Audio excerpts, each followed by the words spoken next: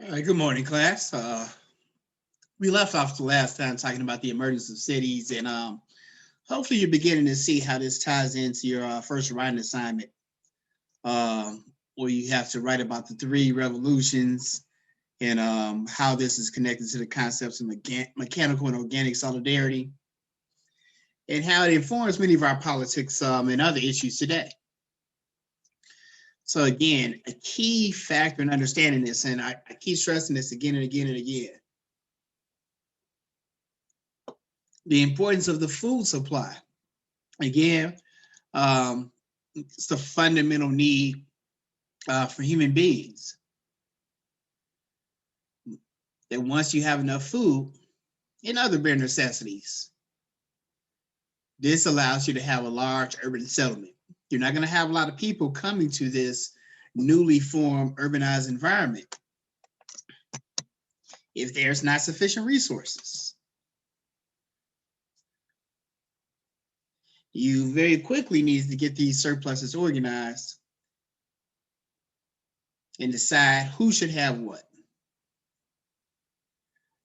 This process first took hold in the seven civilizations and early cities of Mesopotamia, modern where the Indus River Valley, site of modern day Pakistan, the Yellow River Basin in China. Again, we talked about how these places, including Egypt, are all near bodies of water, which help dramatically in the procurement of food. This is a very new existence for human beings. Prior to this, almost all of human existence involve hunting and gathering berries, fruit, roots that they will supplement with periodic intakes of meat and fish. So this was 98% of human beings' time on the planet was spent hunting and gathering. A very precarious social structure, which you were, your food supply was not guaranteed or predictable. This made it where people had to stay on the go because oftentimes, once they, effectively scoured a region, the food supply would dry up. They would hunt too effectively, fish too effectively, and they would have to move on to the next spot. But now with the agricultural revolution, for the very first time in human history, you can grow and produce your food all in one place. To do this, obviously, you need a favorable climate. So again, you don't have to be a farmer to know that to farm effectively, as I think that Deshaun had kind of mentioned before, it's going to be done a lot better here in South Carolina than it would in places like New York or Philadelphia or Boston or Chicago, Illinois, where there's a foot of snow on the ground right now. There were several qualities to these early cities. And some of these qualities still remain, but I want you again to, make light of how these things, change over time. But in the early cities, again, we first began to see social classes. As we talked about, there were much bigger settlements as opposed to a group of 20 people that you might, 20 to 30 people that you might hunt and gather with. Now you have populations of thousands in a very short time. The ruling class were those who accumulated and organized a surplus. Again, we had a situation where because of agriculture, we now have more food than we need. But we have to decide how we're going to parcel up, how we're going to divide all of this surplus, this abundance that we now have. The ruling class quickly distinguished themselves in taking on that honor. And everyone was taxed so that they can ensure that they maintain the surplus and other resources that they will quickly need. And one of the most important things to consider is just the amount of free time that this surplus gave them. That if you don't have to spend as much time foraging for your basic resources, that allows you to do other things like create a written language, create technologies that will make your life easier to maintain a surplus and to acquire more. The four components of this include population, organization, environment, and technology. Kind of a cheesy way to try and remember, but acronyms, one of the purposes of acronyms is to try and remember concepts very swiftly. So utilize that here as the components that were needed to spiral to create the urban revolution. And of course, revolution means change. And after this, human beings, the way that they live and existed was very different. Cities became these major cities, and again, make note of some of the early cities. But some of these major cities develop as centers of trade, not as centers of production that they will become later. So again, by people would come to Egypt to get all types of goods that they could not get elsewhere, but that they may have within their culture or group. So you may not have any corn in your village.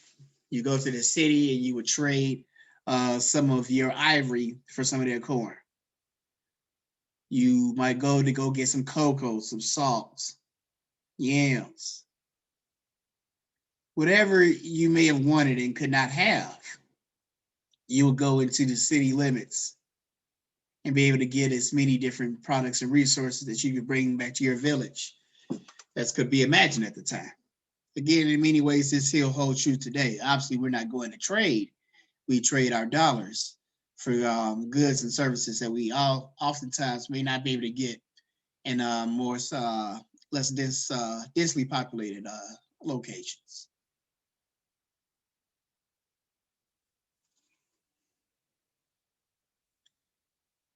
I'll leave this up for a moment. I believe this should be new information.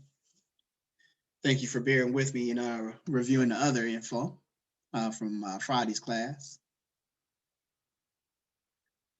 I'll allow you to get this down real quick and then I'll delve in more deeply in a moment.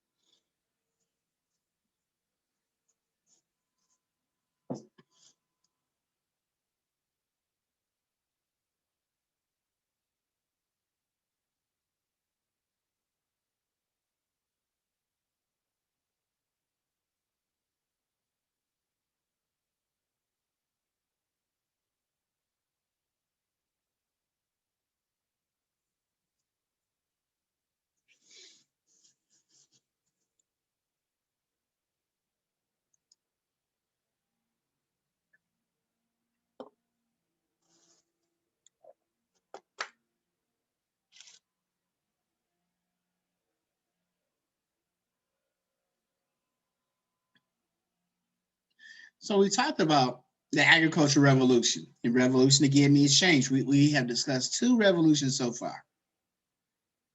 The urban, a change where people live mainly in small groups and stay constantly on the go, to a new urban environment that allowed more permanent settlement. There was an agricultural revolution that facilitated, in many ways, this urban development. As again, the change that came from being able to produce your food in a predictable way changed society even more. We'll talk about the third revolution shortly. But with the agricultural revolution, where again, most people would work on their independent farms and produce food. As we talked about previously, as cities began to develop, this was less true in those areas. They quickly became very populated and condensed, and there just wasn't the space and infrastructure to farm effectively.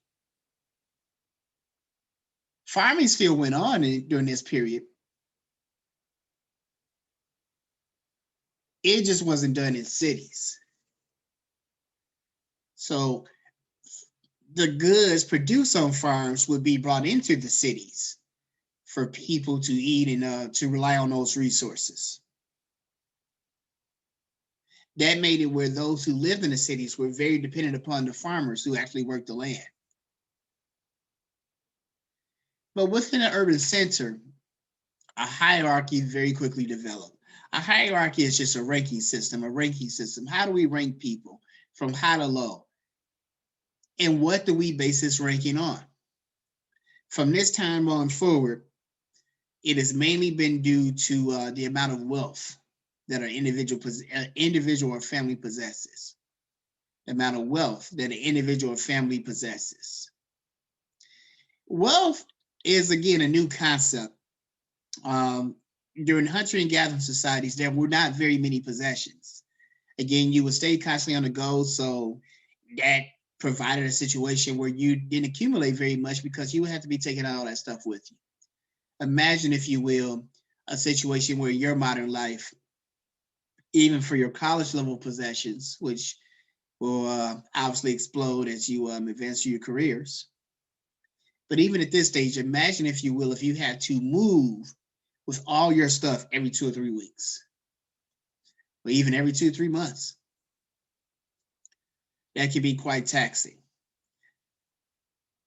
It also made it a situation where, because people did not accumulate a lot, each generation was pretty much left to fend for its own devices. And follow me here, this is a really important component, that whatever you may have had, Charles, when you died, those things pretty much went with it. Like, there was nothing that you could leave to your children. Again, the most important resource was food and water. And you couldn't leave that to your children. You wouldn't be able to stow all your food away in some bank and say, okay, when I die, here's what little Charles gets, this and that. But now, as we begin to have additional resources that go beyond food and water, people begin to accumulate a lot more. And that accumulation is where we first introduce wealth. Wealth is everything that you own minus your debts. Everything that you own minus your debt. It's important because income, which again we'll talk about later, you can't leave that to your children. But wealth, if you own some property, for example, and you die, you can leave that to your children, and your children can transfer that into more money. If things get rough, they can sell it. They can sell it to expand upon other opportunities. But not everybody had equal access to wealth. The urban elite, the people that managed the surplus, later the military officials who protected the surplus, they quickly ascended to the top of this new hierarchy. Again, before that, pretty much everybody was the same. You effectively live in a communist society. Perhaps the only true perfect communist society. Because ever since then, for the most part, it has been in the nature of human beings to want and desire more than perhaps they need, and to feel like they are entitled to more based upon their contributions to this new society. So in the cities, if the military officials feel like, look, I'm putting my life on the line to protect this surplus, which we would not have for even 5 more minutes if it wasn't for me and my soldiers. Those goons over there, y'all see them. They want to come over here and take all our stuff. Me and my crew make sure that doesn't happen. So perhaps we should get a little bit more of the surplus. Again, there were 2 statuses in hunter and gathering societies. You were either a hunter or a gatherer. Now you have many different social statuses, and there's a lot of competition about who should get what. And depending upon what you get, this is where you fit on the new developing socioeconomic classes.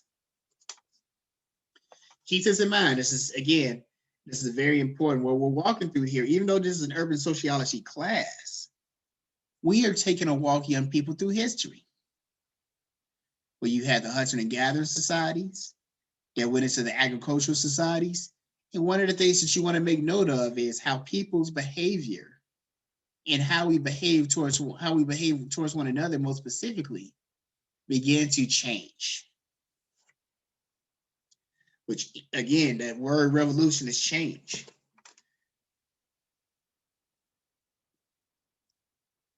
So with each revolution, one of the things that you want to be very mindful about in your papers, and you're getting that right here, if you care to look at it and listen,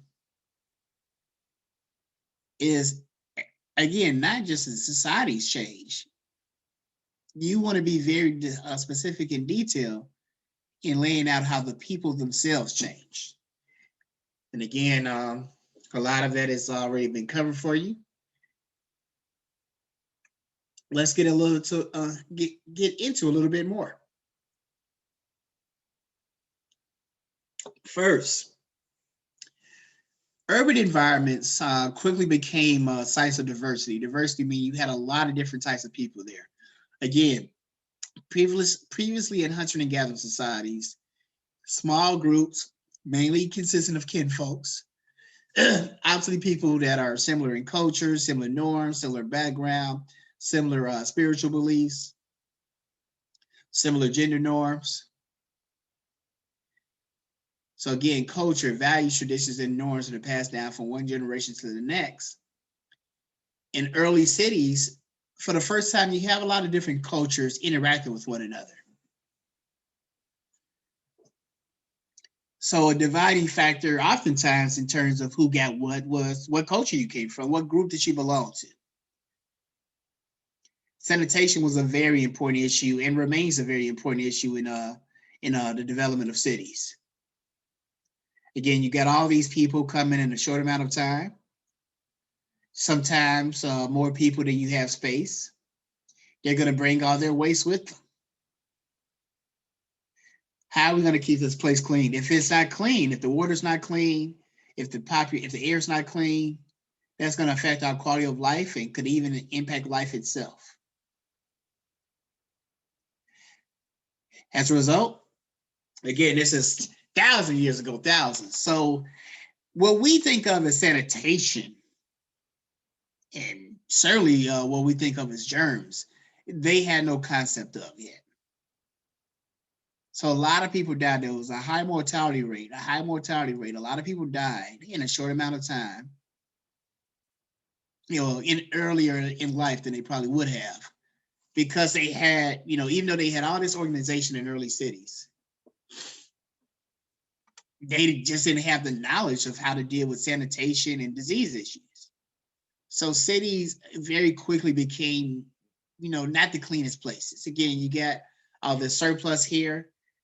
Again, human beings ain't the only animals that's looking for surplus. So roaches, rats, they quickly flowed into these cities as well.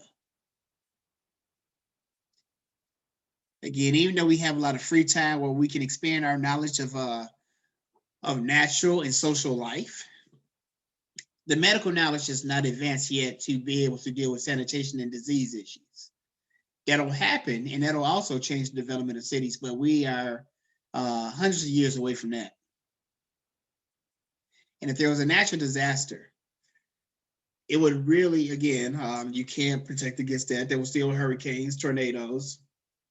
Again, most of these cities were near large bodies of water, so some of the dangers, some of the natural dangers that come along with that.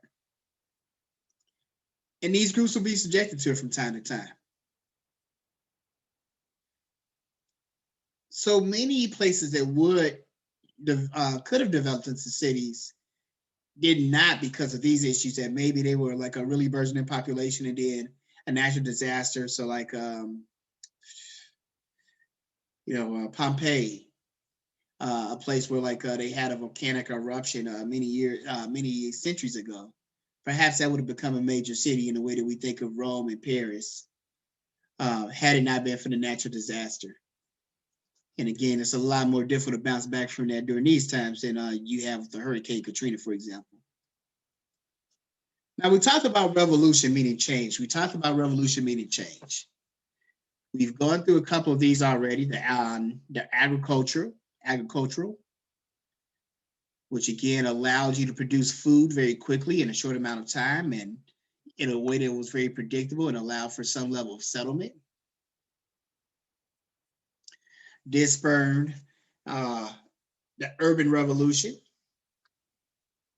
Again, revolution means change, where for the first time, more and more people began to live in concentrated areas where there were large amounts of people and resources. And now we want to talk about the Industrial Revolution. When we talk about early cities, your Egypt, the Indus River Valley region, Mesopotamia,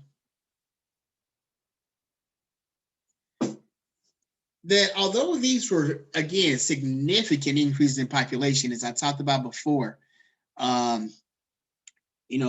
early human existence involved groups of, maybe 20 to 30 people.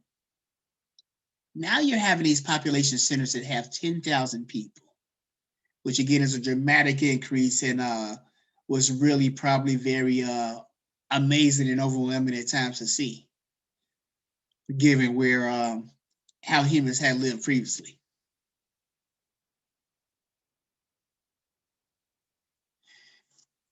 As cities began to expand into Europe again, most of those early cities were in Africa, Asia, and the Middle East. But as cities began to expand into Europe, your London, your Paris, Berlin, and places like Rome would have a population peak of 350,000 to 600,000 people. It's believed that some Mayan, Aztec, and Inca civilizations, which you may no doubt have heard of here in the Western Hemisphere, may have reached populations of over 200,000. But again, keep in mind, we talked about in chapter 1, the mega cities and the like of 10 million or more. And this is a far cry from that. And again, please make sure that you look back at some of these chapters as well.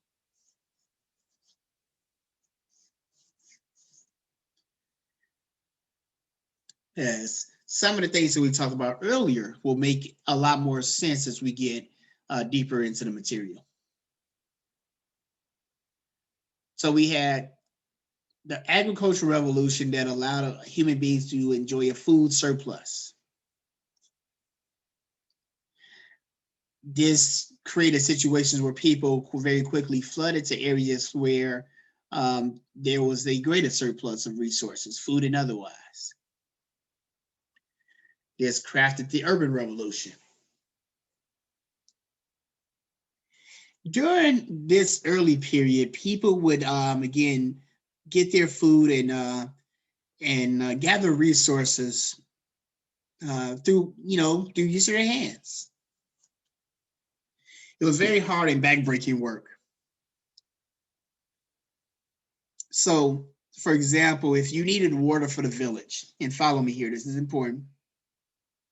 If you needed water for your village, we might send down 20 people with huge buckets down by the river. We'd start them at 9 o'clock. Once we got sunlight and stuff, and dangerous animals lurking near the water that might be ready to pounce on us. So they started at 9 in the morning, and they were tasked to fill these buckets with water, walk them over and then walk them back to our village. The lake is a little bit further, a couple of miles outside of the heart of the village. So this is quite a task. That's why we started so early and why we have so many people going. We're going to have them do just that from 9 a.m. to 5 p.m. Just walk back and forth, getting water from the lake, bringing it back to the village. Fill up your bucket, walk it on back, empty it out, do it all over again. That is very taxing work, very tedious. As we talked about human beings with their surplus, one of the things that comes with that is the luxury of free time. And free time is not just, the devil's playground, but it gives you a chance to think about all sorts of things. And one of the things that people thought about, especially if you ever was one who had not you students, but if you were a person in the village and you ever had to take on that task of going to get water from this lake or other backbreaking tasks that the village needed, that the city needed, I apologize. That you may have wondered or thought, is there an easier way to do this? In short order, somebody thought of maybe we can have a way to have again, we talked about technology before, and technology can be the use of an ink pen, the use of a bow and arrow to get your food easier, being able to use and manipulate fire. These are all technological innovations. One of the more important ones was the water pump that was going to do the task that I just described in a lot shorter time. And someone thought hey, what if we could find a way to use technology to get all this water from the lake in a shorter amount of time that does not require as much work? My brother was he was on that team, bringing the water back from the river. Got a bad back ever since. How can we make it where other people don't have that? So they created what we commonly refer to now as a machine. The first machine that they invented, this is in England, was a water pump. And this water pump did exactly what it sounds like.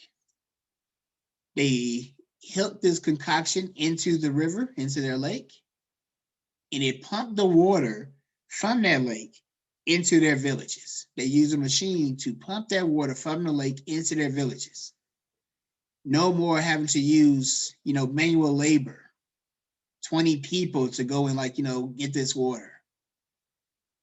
Hell, now that those 20 people in the water that they will bring all day, now through the use of this water pump, we can get that much water in 3 or 4 hours.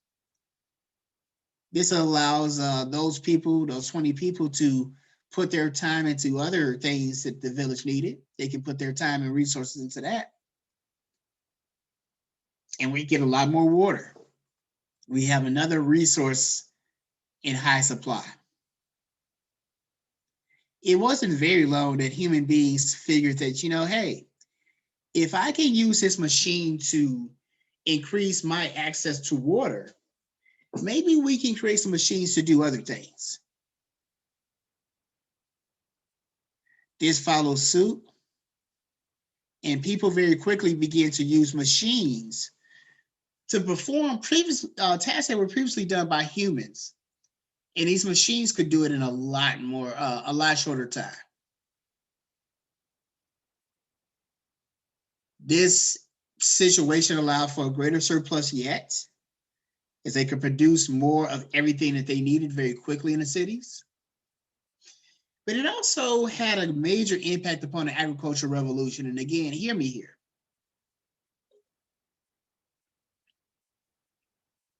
During the agricultural revolution, not surprisingly, after this advancement was made in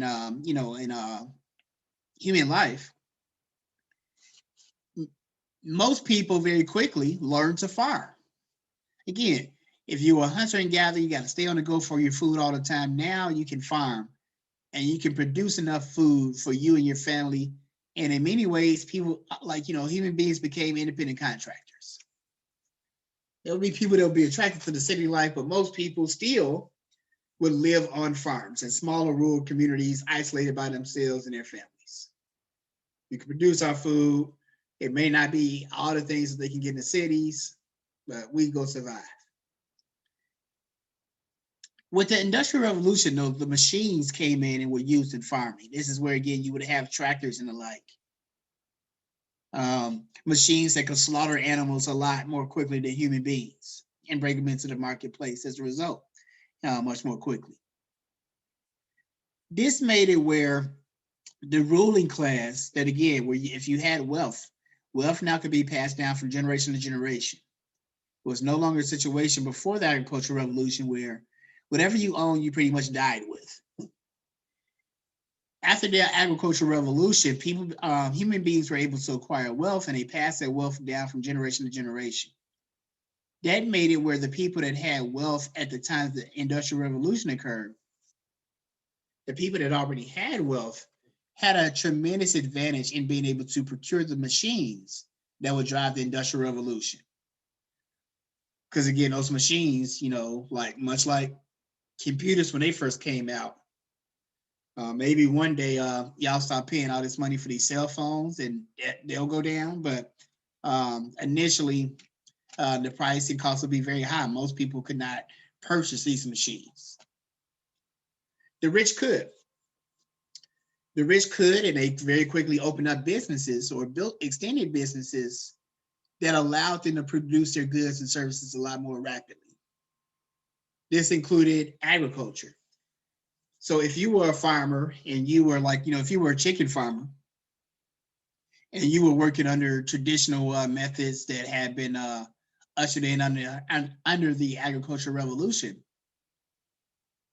and you were trying to compete with like a Tyson or a Purdue, major corporations that produce a lot of our food here today. If you were one of those corporations, you could produce your chickens a lot more quickly. They probably, again, would be, you could get more of the bones out of them. So it probably would be higher quality chicken. And because you can produce so much so quickly, you probably can even sell them for a lot cheaper.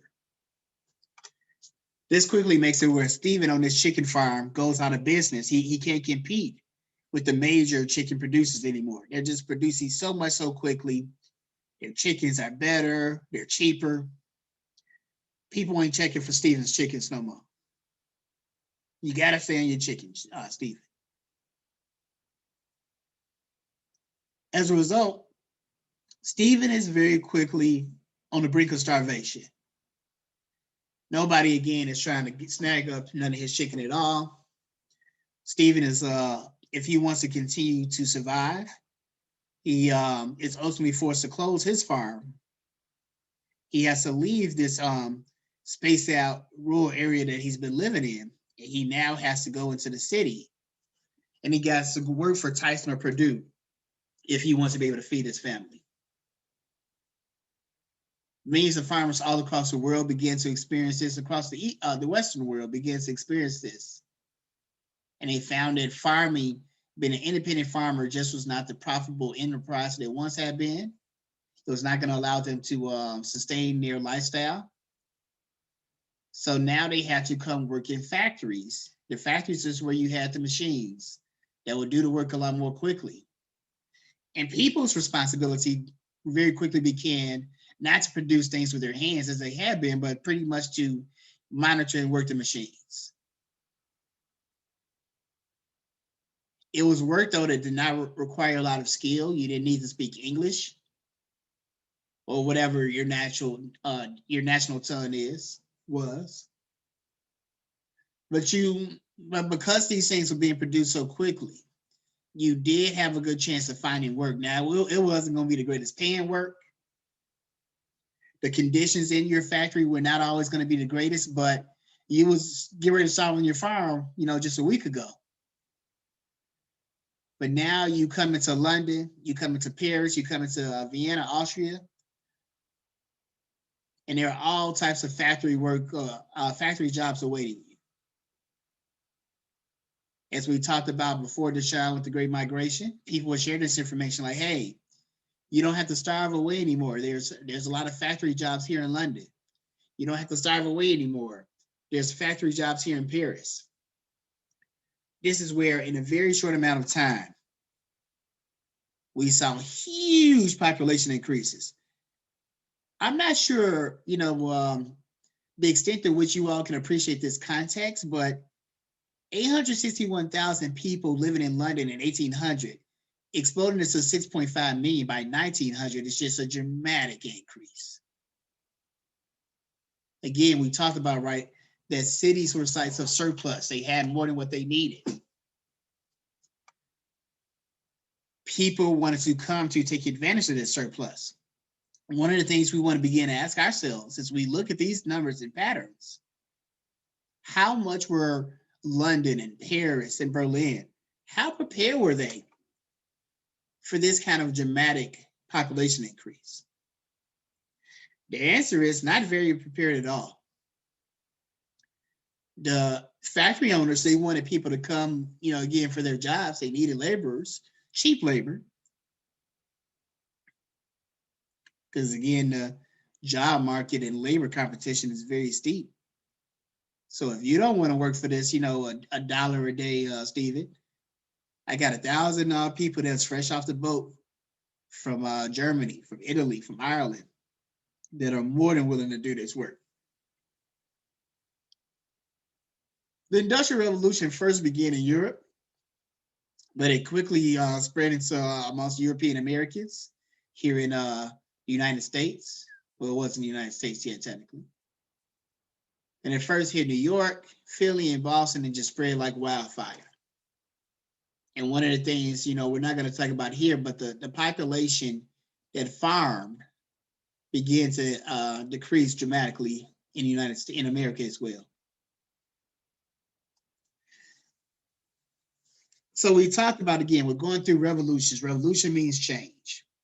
So there were major changes in both the urban and national environment after the Industrial Revolution. Some of these that took hold in the 1800s in European cities are laid out here. I'll give you a couple of moments to jot this down. As I always make note, this and all lectures are recorded. If you need to rewind or review any material, I would always encourage you to do that. But jot this down. As you jot down, make sure that you're processing what you're writing down. Then we'll discuss it in more detail in a moment.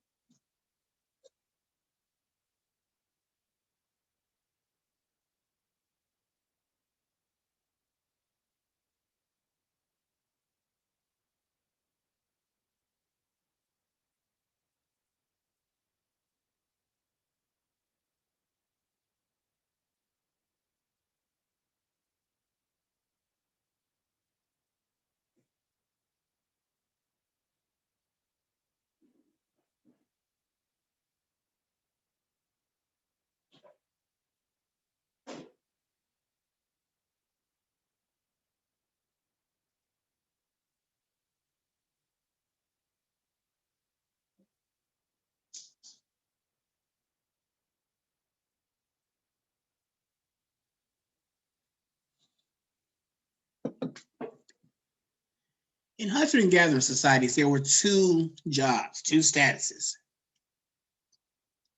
You either had the job of a hunter, or you had the job of a gatherer. And your pay for this job was pretty much whatever you could get, and whatever you got, you share with the rest of your kinfolk. So any differences and distinctions in status was very minimal. There was no way to really determine. So in our society today, we can see the division of labor oftentimes through what people have, what type of cars they drive, what type of houses they live in, what type of schools their children attend, what type of clothes they may have, what type of purse the woman may have, what type of shoes you're wearing. But there was no real way during hunting and gathering times to distinguish one high-ranking person from another, other than their sex and gender. With the agricultural revolution, as we began to see statuses expand, we began to see more inequality, where some statuses amongst the agricultural-based societies were given more prominence or importance than others. And the agricultural revolution saw our first class system where people were divided by their access to resources.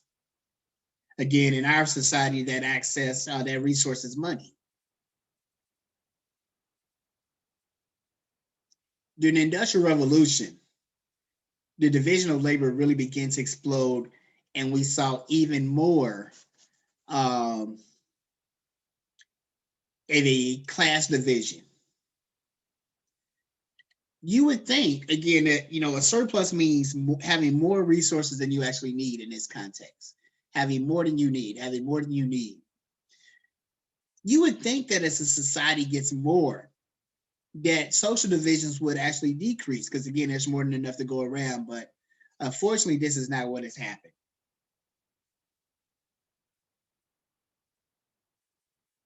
This also changed the makeup of, again, one of the things that you have to be cognizant of as you go through the text and as you go through this chapter and as you begin to write your papers.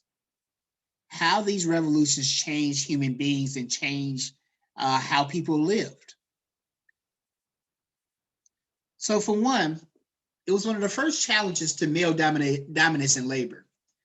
That, again, as I talked about in hunter and gathering societies, probably the only distinction was, again, gender. As we talked about originally, in hunter and gathering societies, there were two jobs, but they were not divided equally. Disproportionately, men were hunters and women were gatherers.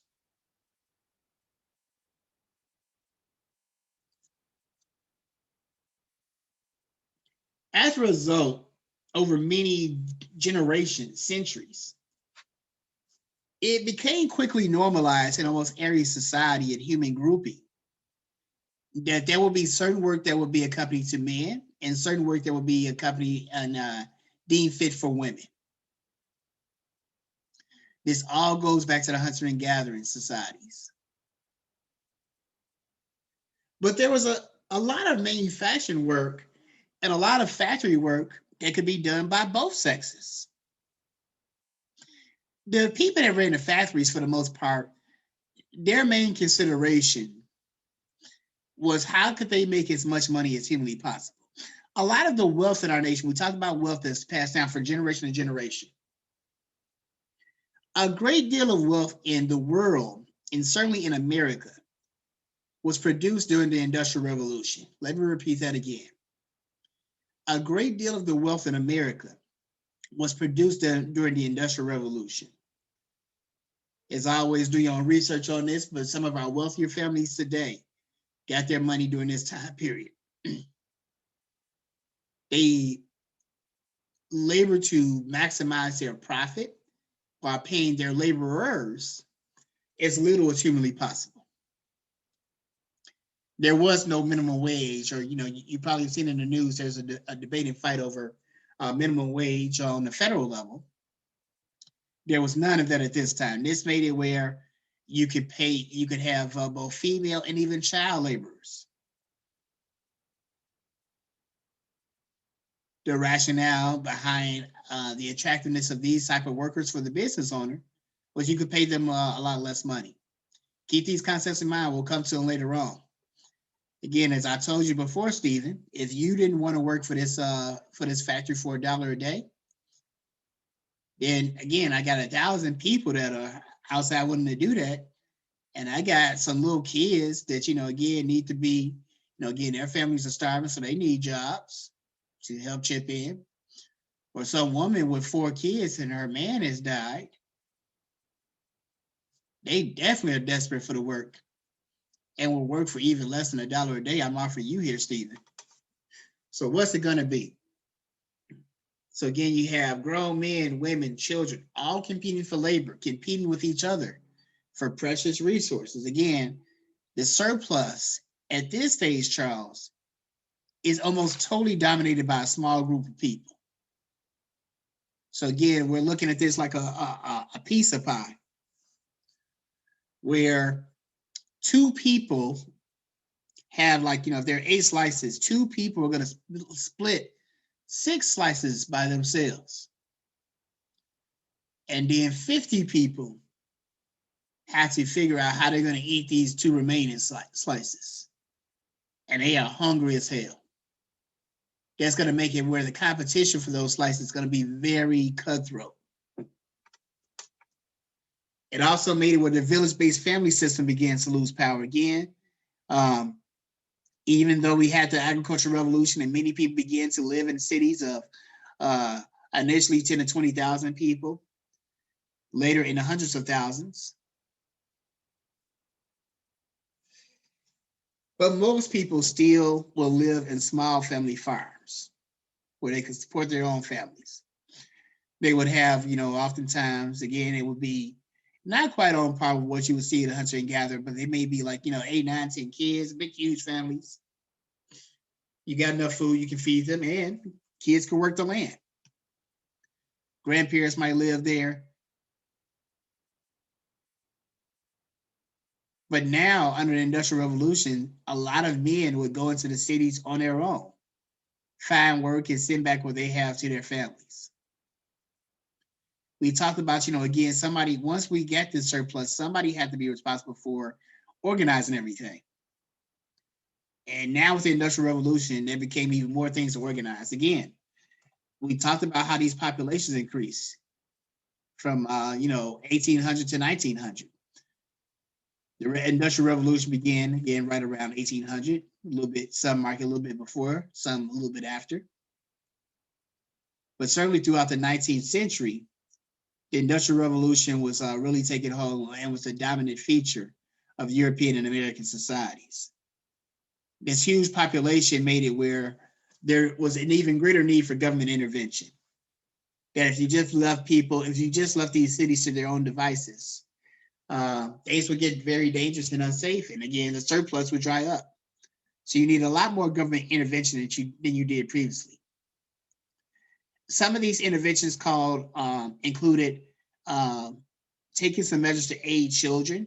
Again, like I told you, like child labor during this time was not uncommon. And I'm not talking about, like some teenager working at the mall. I'm talking about 8, 9-year-old kids, working at a factory. The business owners, they again, their main motive was profit. So they gave little thought and attention to the care and concern of their workers at all. If a little kid lost his finger in some, machine, too bad. Walk it off, kid. In the meantime, I'm gonna have to hire some other little kid to take your place. There might be some toxic fumes or poisons that you might be working near. The business owners had no obligation to get those kind of things in order. And for the first time, we began to think that it might be a really good idea to educate people in mass. We talked about in early cities, you had all these different cultures, coming from all corners of a society to settle in this new place. We saw this really begin to expand with the Industrial Revolution. And not only might you have people that come from different pockets of your society, you would have people that are coming from all over the world. Think about this with Ellis Island in New York City at the turn of the century, in the 19th and 20th century. You got Italian, you got Irish, you got German, you got Polish. People are speaking all these different languages. They got these different norms, these different cultures. So the school system was done in many ways to socialize these people into American norms, and not doing that just for their own benefit and good, but for the benefit of the wider economy.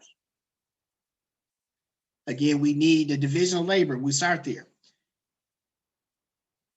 As society advances, we need more and more advanced workers and types of workers. We got to train these people to do this work for the next generation. Otherwise, our surplus runs out very quickly.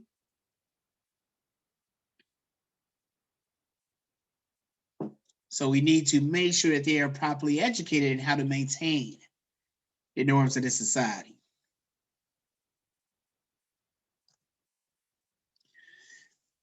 So again, we talked about major explosions in population.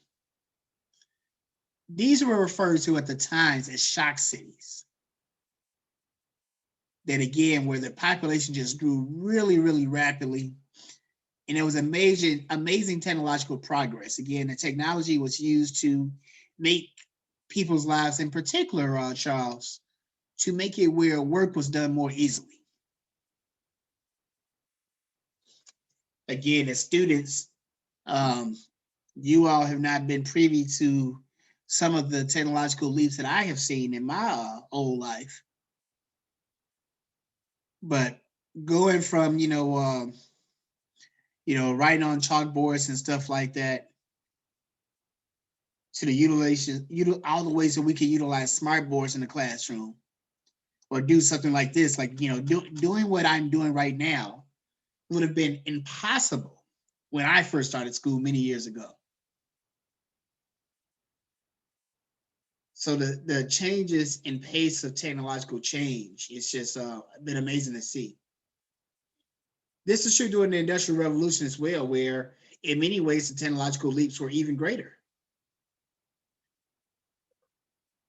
In Manchester, England was one of the sites where we really see this take hold.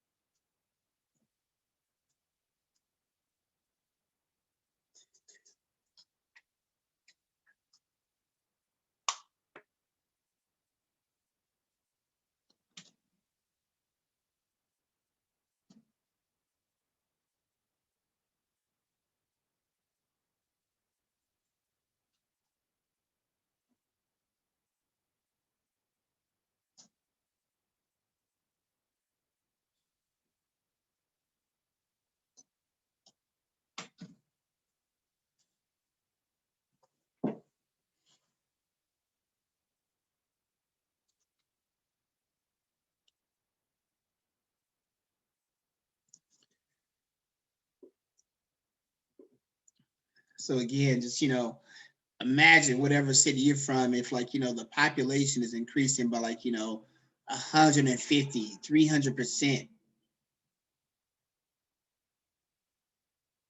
in a very short amount of time.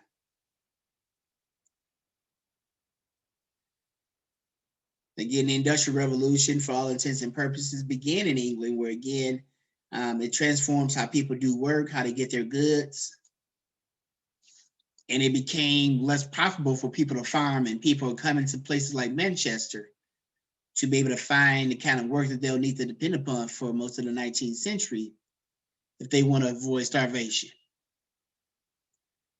There was a lot of pride in these urban centers attracting so many people, but there also was a lot of fear. Again, there was a lot of unknown. You got so many different cultures, so many different customs. A lot of it was still unregulated, so there'd be more crime than you would have in other areas of a given society. So there's a lot of new things in the human experience that came with the development of cities such as Manchester, England. And as always, Deshaun, when you see a term like shock city that you see written in italics, that's something that you want to study closely in preparing for the final exam. I'm preparing for the midterm exam or any quiz that you may have.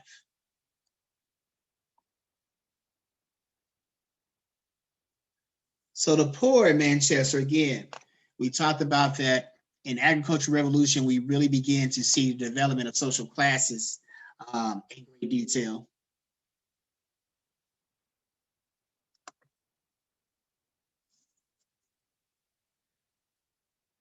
And in the Industrial Revolution, poverty really began to become a lot more explicit in ways that you could see it, but also concentrated. Again, there were poor people before, during the periods of the agricultural revolution for sure. But for the first time, you would see like poor neighborhoods and communities and things like that. And that would have a huge impact upon the city. And obviously, it would have an impact on you as an individual if you were actually poor. Here's what your day was like if you were poor in Manchester.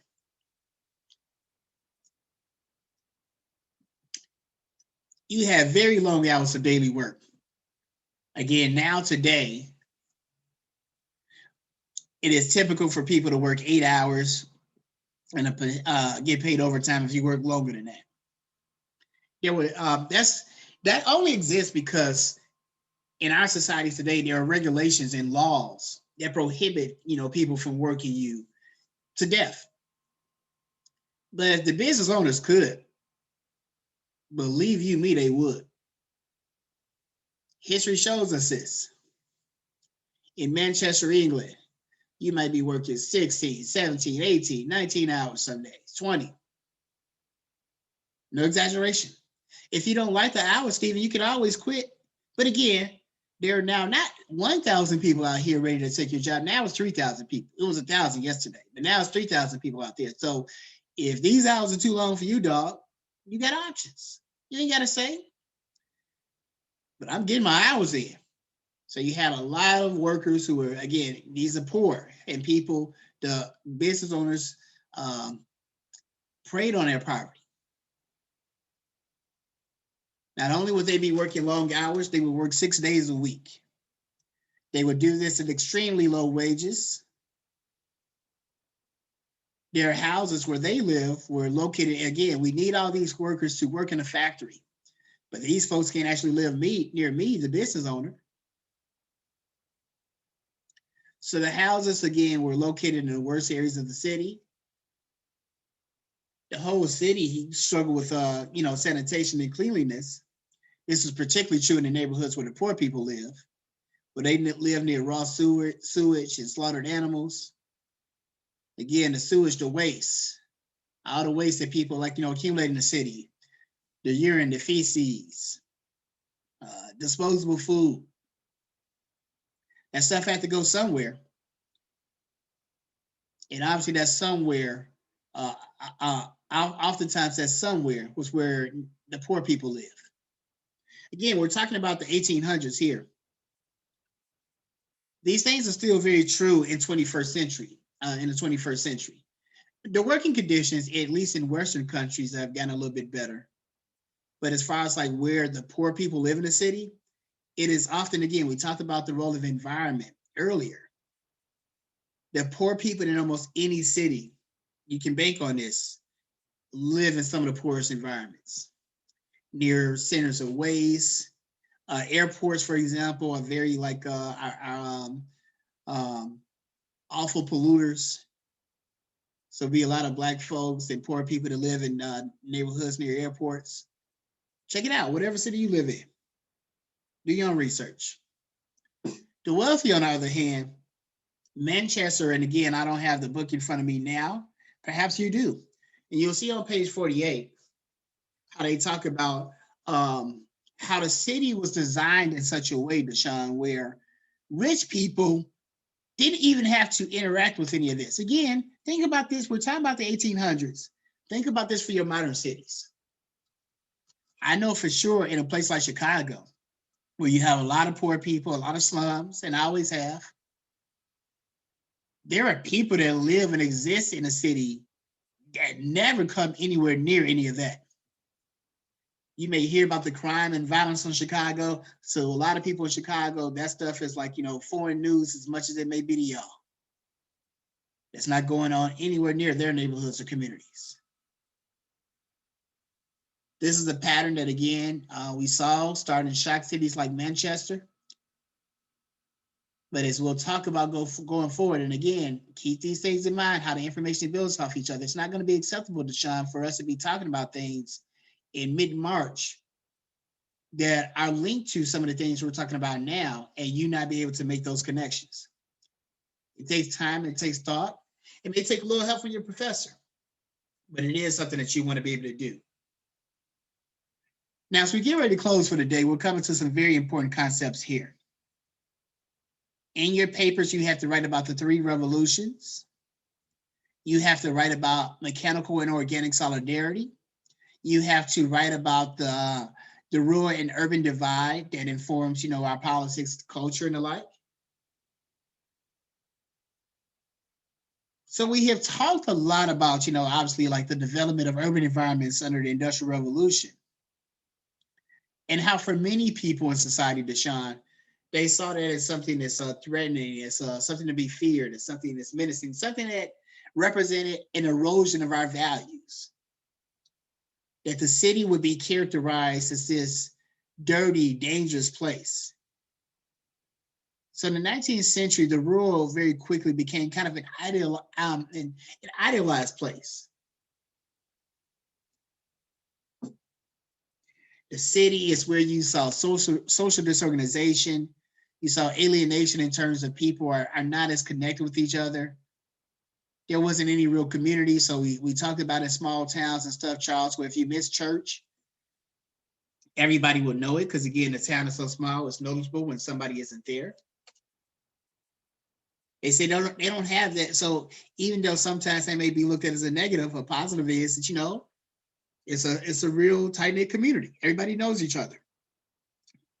You can leave your doors unlocked. You don't have to worry about who your kids are down the street playing with.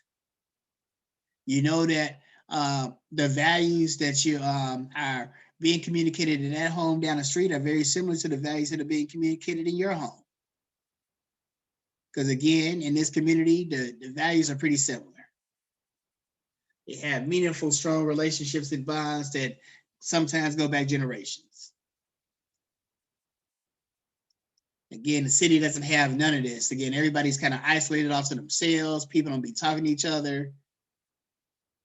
They don't again, everybody is trying to get over on each other. Nobody's really trying to form community. So the urban world, according to this view, is typified by competition. Not relationships based upon human connection and friendship and fellowship, but based upon business. Every relationship is contractual. That according to, again, we talked about this before, right? That one of the important things is for you to understand not just the environment, but how this environment transforms the individual. And one of the changes that is said to have engendered is a, kind of like looking at each person almost as a someone to exploit. Or how can I use this person to benefit me and my economic goals? That according to this view, the city kind of makes you think that way. Small villages, conversely, are seen as the opposite of this. So we're seeing for the very first time, the urban and the rural are kind of held up as polar opposites. Well before any of your time, Billy Crystal had this film in the 1980s, 90s.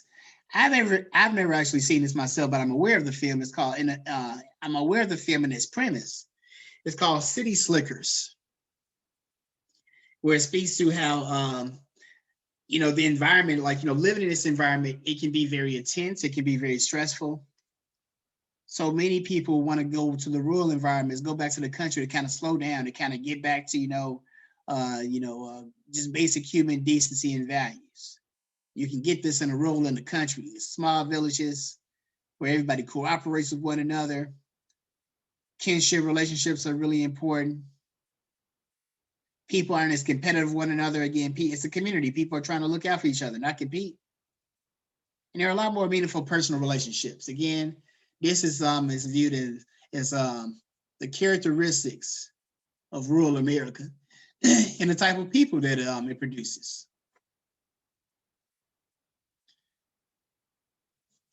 In sociology, these type of communities follow on a term called Gemeinschaft. These are easy to mix up, so please study them closely. This is a slide that you might want to go back and look at like 4 or 5 times without exaggeration. Make sure that you do not mix them up, and make sure you see how this term of Gemeinschaft connects with what I just talked about with anti-urbanism. Again, it's not just enough to copy things down. You got to see how things connect and tie to each other. So Gemeinschaft is a concept connected to this anti-urbanism. Again, the community relations are a lot more intimate and close.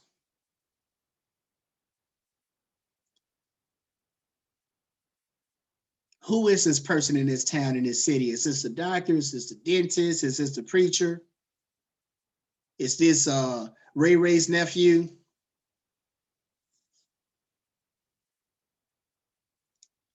So who are you within that community as opposed to what you have done or accomplished? Again, I talked about before, Charles, how concepts will kind of like be linked across different classes. They're also linked, linked across different sections of the text. They're also linked across different classes where, again, we're orchestrating a program here. And in the program, again, things build off each other. So in your principles of sociology class, you surely heard the terms descriptive and achieved status, descriptive and achieved status, ascriptive and achieved status. Ascriptive is a status that you're born into. You're born a kin law. You're born a son. You're born Black. Achieved are the statuses that you earn. You achieve the status of a college student. You achieve the status of an alpha. You achieve the status of a lawyer. You achieve the status of a congressman. You achieve the status of a senator, et cetera, et cetera. You aren't born with these things. It's what you have done, what you have earned. But in a giant shelf environment, an anti-urban environment, the ascriptive status is more important. Whenever you hear the prefix homo, it means same, same, same, same. Homo means same. So a homogeneous community means that most of the people there are the same and have similar values. In these communities, the family and the church are generally your moral guides, that your values are informed from that.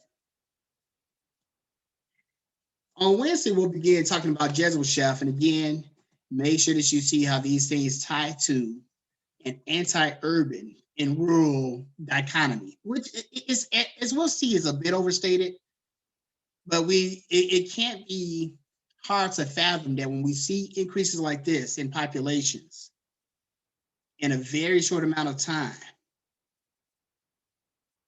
it is going to have some impact upon people's values and the way that they see things.